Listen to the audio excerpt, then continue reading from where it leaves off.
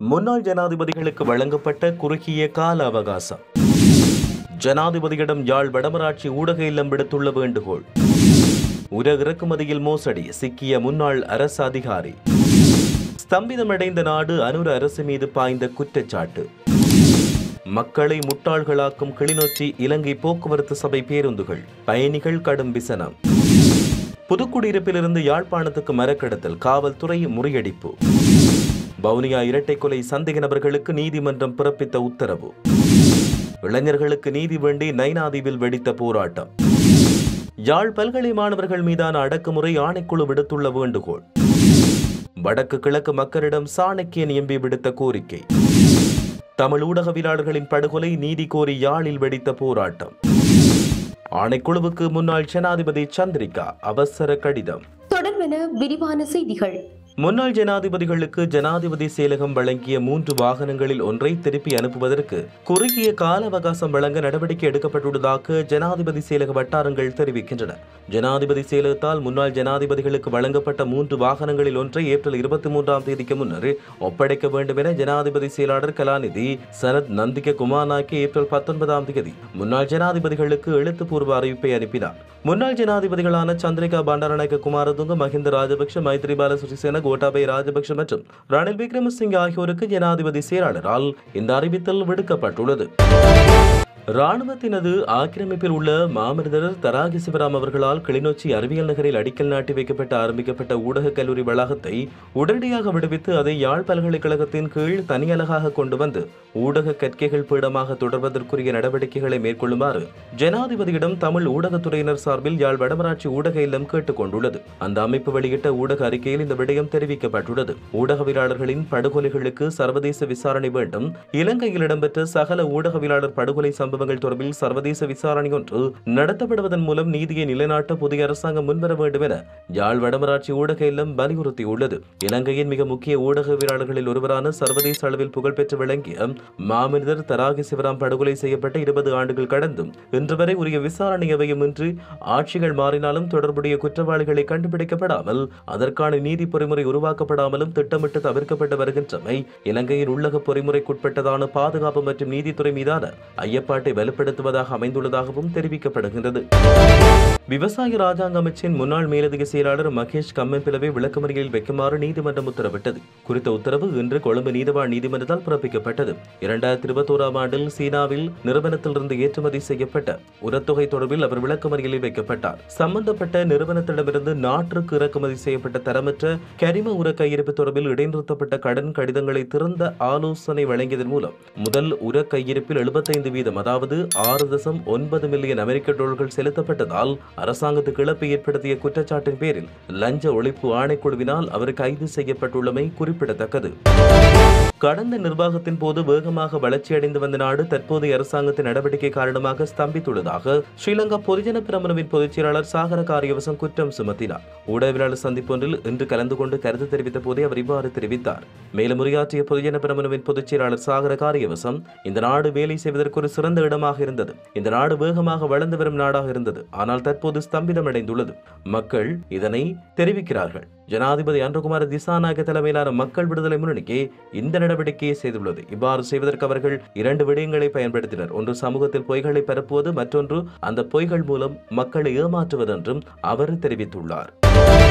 அதிகாலை வேளை வெளிமாவட்ட சேவையில் அல்லல்படும் அரச தனியார் உத்தியோகத்தர்களின் அல்லலை மேலும் அதிகரிக்கும் செயலில் இலங்கை போக்குவரத்து சபை கிளிநொச்சி டிப்போ பேருந்துகள் செயற்பட்டு வருவதாக மக்கள் விசனம் தெரிவித்தனர். வட்டக்கச்சி மாத்திரம் செல்லும் ஒரு பேருந்து வட்டக்கச்சி பெயர் பலகையை மறைவான இடத்தில் வைத்தவாறு அக்கறை பற்று பெயர் பலகையோடு பயணிகளை ஏற்றுவதாக தெரிவிக்கப்பட்டுள்ளது. மிக குறைந்த வேகத்தில் நகரும் இந்த பேருந்து ஏனையின் வீதியில் வவுனியா வரை செல்லக்கூடிய பயணிகளை தனது மாய விலைக்குள் வீழ்த்தி தன்னுடைய டிப்போவுக்கான வருமானத்தை அதிகப்படுத்தும் முயற்சியில் ஈடுபடுகிறதா என்ற ஐயப்பாட்டை தோற்றுவிப்பதாக பயணிகள் தெரிவித்தனர். இதனால் இறுதியில் நேரம் பிந்தி சேவைக்கு சென்று அறிக்கையிடுவதால் தமது சொந்த விடுவிப்புக்கு பங்கம் ஏற்படுவதாக குறித்த பேருந்தில் பயணிக்கும் பணியாளர்கள் தெரிவிக்கின்றனர். புதுக்குடியிருப்பிலிருந்து யாழ்ப்பாணம் நோக்கி முன்னெடுக்கப்பட்ட மரக்கடத்தல் ஒன்று முறியடிக்கப்பட்டுள்ளது. தருமபுரம் காவல்துறை பிரிவுக்குட்பட்ட பகுதியில் வைத்து நேற்று இந்த மரக்கடத்தல் முற்றுகையிடப்பட்டது. இதுகுறித்து தெரிய வருகையில் புதுக்குடியிருப்பு பகுதியிலிருந்து A35 பிரதான வீதியூடாக யாழ்ப்பாணம் நோக்கி பயணித்த சிறிய ரக பாரவூர்தி ஒன்றில் மரக்கடத்தல் இடம்பெறுவதாக தருமபுரம் காவல்துறைக்கு தகவல் கிடைத்தது. அதற்கு அமைவாக தருமபுரம் காவல்துறை நேற்றைய தினம் வீதி சோதனையை மேற்கொண்டனர். இதன்போது பெறுமதிமிக்க 12 முதிரை குட்டிகளோடு சிறிய ரக பாரவூர்தியின் சாரதியும் கைது செய்யப்பட்டுள்ளார்.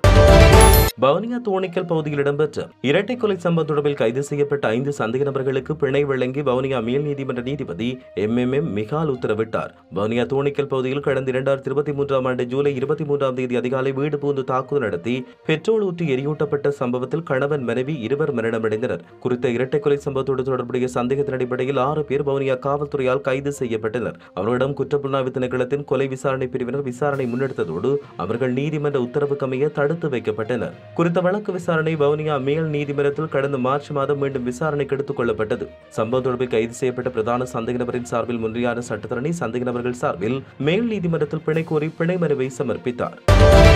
யாழ்ப்பாணம் நைனாதீவைச் சேர்ந்த பொதுமக்கள் கவனஈர்ப்பு போராட்டம் ஒன்றை முன்னெடுத்தனர். குறித்த போராட்டம் நைனாதீவு இறங்குதுறையில் மணலேற்றி இறக்கும் தொழிலில் ஈடுபடும் இளைஞர்களுக்கு நீதி வேண்டி கவனஈர்ப்பில் ஈடுபட்டனர். நேற்று முன்தினம் மணலேற்றி இறக்கும் இறங்குதுறையில் தொழிலாளர்களுக்கும் தொழில் வழங்குநர்களுக்கும் இடையில் ஏற்பட்ட முரண்பாடு கைகலப்பாக மாறியது. இதைத் தொடர்ந்து இரு தரப்பினருக்கும் இடையில் தொடர்ந்து முருகல் நிலை ஏற்பட்ட நிலையில் தொழிலாளி ஒருவர் காணாமல் போனார்.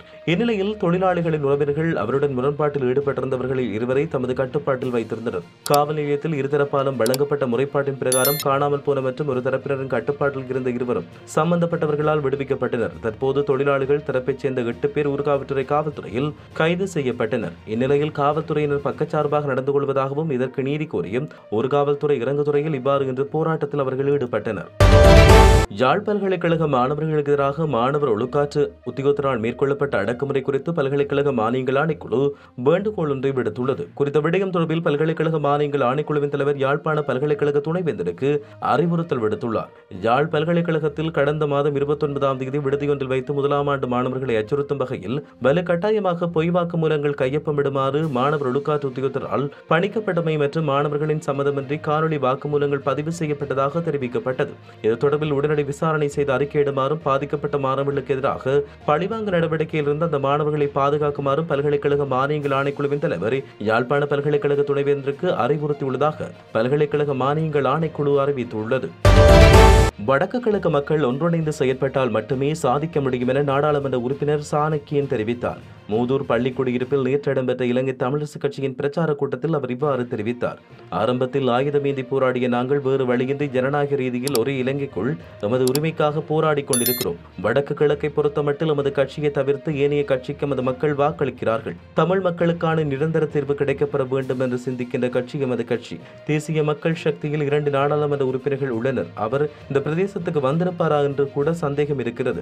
திருவண்ணாமலை மாவட்டத்தைச் சேர்ந்த தேசிய மக்கள் சக்தி அமைச்சர் தமக்கு வாக்களித்த மக்களின் பிரச்சனைகளை பார்க்காமல் மட்டக்களப்பு மாவட்டத்துக்கு வந்து அங்குள்ள வேட்பாளர்களை ஆதரித்து பேசுகிறார். தமிழ் அரசாங்கம் இருந்தால் மாத்திரமே தமிழ் பேசும் மக்கள் வாழும் பிரதேசங்களை அபிவிருத்தி செய்ய முடியும் என அவர் மேலும் குறிப்பிட்டார். படுகொலை செய்யப்பட்ட ஊடகவியலாளர் தராகி சிவராம் மற்றும் ரஜிவர்மன் ஆகியோரின் நினைவேந்தல் நிகழ்வும் அவர்களின் படுகொலைக்கு நீதி கோரி போராட்டம் ஒன்றும் முன்னெடுக்கப்பட்டது. நேற்று யாழ்ப்பாணத்தில் அமைந்துள்ள படுகொலையான ஊடகவியலாளர்களை நினைவு தூவி முன்பாக இது இடம்பெற்றது. யாழ் ஊடக மையம், கிழக்கிழங்கை ஊடகவியலாளர் ஒன்றியம், தொழில்சார் இணைய ஊடகவியலாளர் ஒன்றியம் ஆகியவற்றின் ஏற்பாட்டில் குறித்த நிகழ்வுகள் நடைபெற்றன. மேலும் அஞ்சலி நிகழ்வு ஆரம்பிக்கப்பட முன்னரே நினைவு தூவி அமைந்த பகுதியில் பெருமளவான காவல்துறையினர் சீருடைகளோடும் சிவில் உடைகளோடும் குவிக்கப்பட்டிருந்தமை குறிப்பிடத்தக்கது. 2025 உள்ளூராட்சி தேர்தலுக்கான பிரச்சார நடவடிக்கைகளில் மக்கள் கூட்டணி கட்சி தன்னுடைய பெயர் மற்றும் படங்களை சட்டவிரோதமாக பயன்படுத்தியமைக்கு எதிராக முன்னாள் ஜனாதிபதி சந்திரிகா குமாரதுங்க தேசிய தேர்தல்கள் ஆணைக்குழுவில் முறைப்பாடு அளித்துள்ளார். அத்தனகல பிரதேச சபையின் கீழ் வரும் பகுதிகளில் நாற்காலி சின்னத்தின் கீழ் போட்டியிடும் மக்கள் கூட்டணி தனது பெயர் மற்றும் படத்தை கொண்ட சுவரொட்டிகள் மற்றும் துண்டு பிரசுரங்களை பயன்படுத்தியிருப்பது தன்னுடைய கவனத்துக்கு வந்துள்ளதாக தேர்தல்கள் ஆணைக்குழுவுக்கு எழுதிய கடிதத்தில் அவர் இவ்வாறு குறிப்பிட்டார். தேர்தல் பிரச்சாரத்துக்காக தன்னுடைய பெயரையோ அல்லது புகைப்படத்தையோ பயன்படுத்த வேண்டாம் என்றும் கட்சியுடன் தனக்கு எந்த தொடர்பும் இல்லை என்றும் அந்த கட்சிக்கு ஏற்கனவே அவர் அறிவித்துள்ளதாகவும் மேலும் குறிப்பிட்டுள்ளார்.